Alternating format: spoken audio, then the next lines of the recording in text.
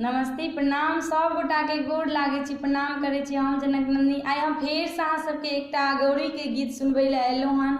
तो अहाँ सब सुनू और बताब अहाँ सबके केहन लागल। और हमर चैनल के सब गोटा सब्सक्राइब करू और कमेंट में बताएब और लाइक जरूर करे जाओ और खूब शेयर करू।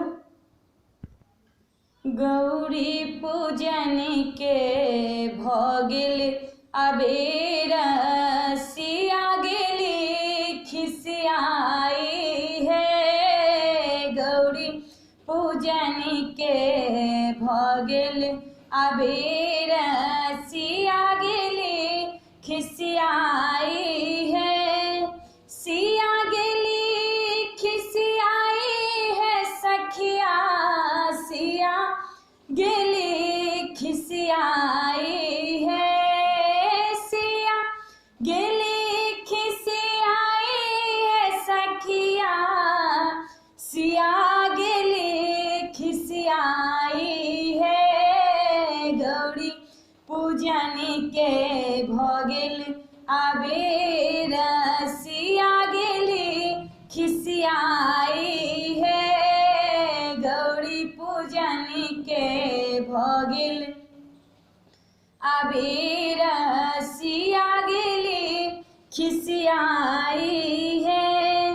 कियो सखी आबे सिया के मनाबे, कियो सखी जले लेने ठाड़ है। कियो सखी आबे सिया के मनाबे, कियो सखी जले लेने ठाड़ है।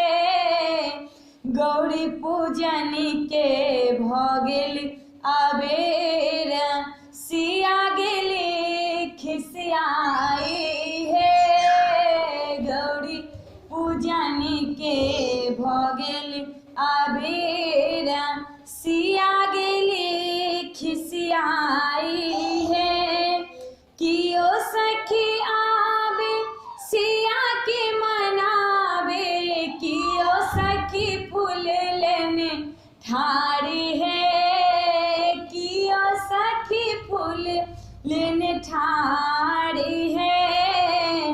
गौरी पूजन के भ गेल अबेर, सिया गेली खिसियाई है। गौरी पूजन के भ गेल अबेर, सिया गेली खिसियाई है।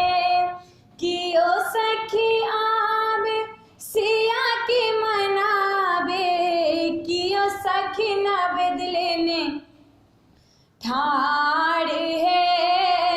कियो सखी नवेद लेने ठाड़ है।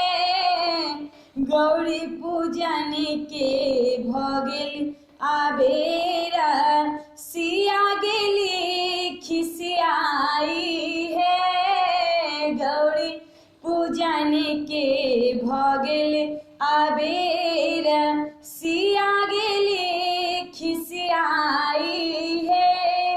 कियो सखी आबे सिया के मनाबे, कियो सखी सिंदूर लेने ठाड़ है। कियो सखी सिंदूर लेने ठाड़ है। गौरी पूजन के भ गेल अबेर,